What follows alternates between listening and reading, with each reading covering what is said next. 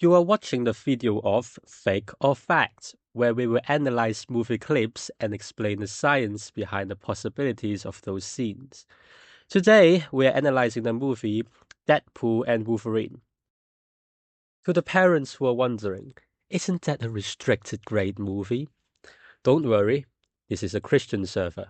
Bad words and foul scenes are censored.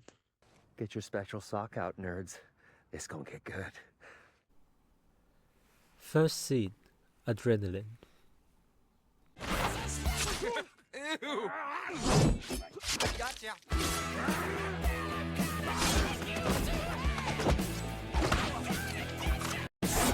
Baby knife!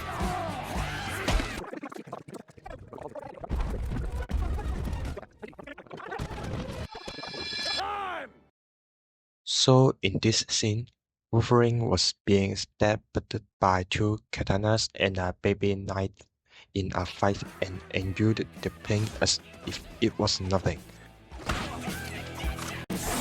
Baby knife! Facing danger, your body will produce a large amount of adrenaline to prepare for the fate you are facing. In biology, this is a phenomenon called fight or flight reaction. Let's talk about what is adrenaline.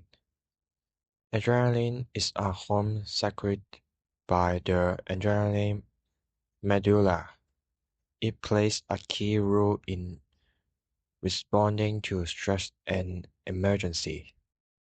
When we are facing stress or danger, adrenaline is released rapidly to prepare the body for action. This response increase of heart rate, elevates blood pressure and rising blood sugar levels. It prompts the liver to release glucose and increase the release of fatty acid from fat cells, preventing the body with quick energy. It also speeds up our breathing and enhance attention and reaction speed, which is crucial in critical moments.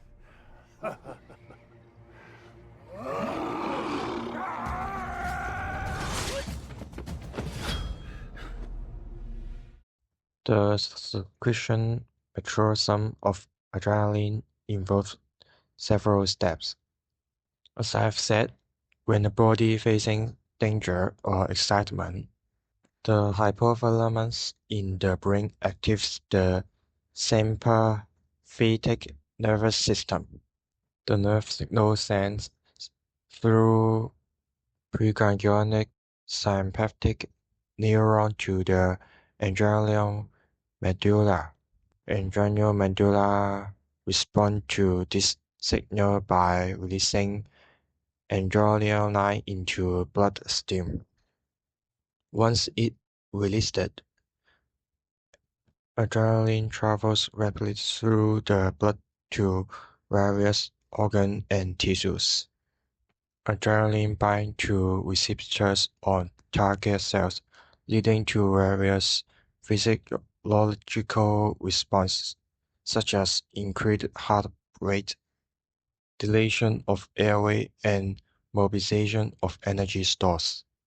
This mechanism allows the body to respond quickly and effectively to stress, preparing it for fight or flight situations. Comparing the effect of adrenaline and the reaction of our wounded man from down underland watching Charles unfold with 3 blinds inside of him, we say it is scientifically possible. Second scene, Faraday cage. What's going on in here?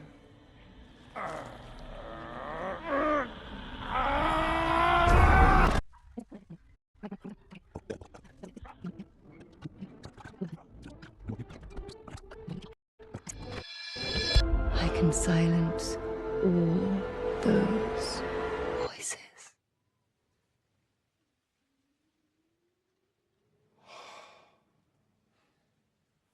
I've got you. got you. I got you.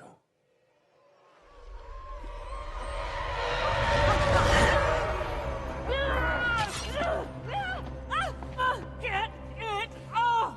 Before we start talking about the science, we have to explain the character first. Cassandra Nova, the bold lady, is Professor X's sister, a mutant with the power of manifesting reality with her mind.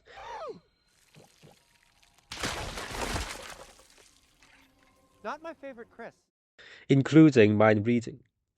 You can think of her as the cooler savior. In this scene, Cassandra is mind reading Wolverine.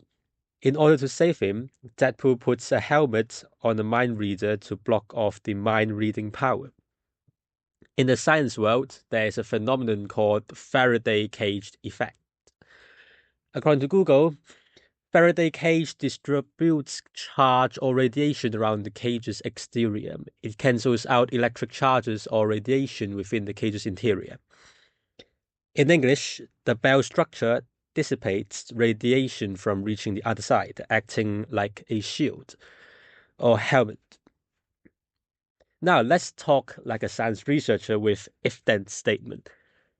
If Cassandra's power is radiation-based, then the helmet acts as a Faraday cage and blocks the radiation escaping from inside, freeing Wolverine from the mind control and disabling the power of Cassandra's.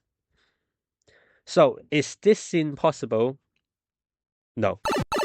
There's no scientific evidence that mind reading is possible. But if you happen to meet Cassandra, a tinfoil hat might save you. Third scene, annihilation and conductivity. The Ripper is fed from a secure chamber below ground. It is powered by twin matter and antimatter feeds converging inside the device. Now, Cassandra Nova is redirecting the Ripper's power to eliminate all timelines, starting with this one. Theoretically, you could stop her by short-circuiting the feeds in the chamber below. One of you were to create a circuit between the two feeds, then the released power would destroy the machine. But, well, Come on, man. If you're not gonna swallow, spit it out! whoever formed the bridge would be annihilated. I could live with that. Yeah, I can live with that too, actually. You know, we survive anything. We're like cockroaches. Not this time. This is matter and antimatter. They do not play nicely with each other. When they mix in your body, you will be atomized. Trust the laws of physics if you don't trust me. Even if you lived long enough to make the circuit, you will die down there. Yes, a lot of fancy words, Deadpool. No, it's not gonna happen. In this scene, the theory of annihilation is correct. Every annihilation of a pair of matter and antimatter will release around 1 electron volt of energy, which is around 1.6 times 10 to the power of negative 19 joules of energy. According to Google, it takes around 3 gigajoules to entirely vaporize a person, which means if the machine is stored with large enough of matter and antimatter, then the energy released from annihilation is possible to atomize the human body.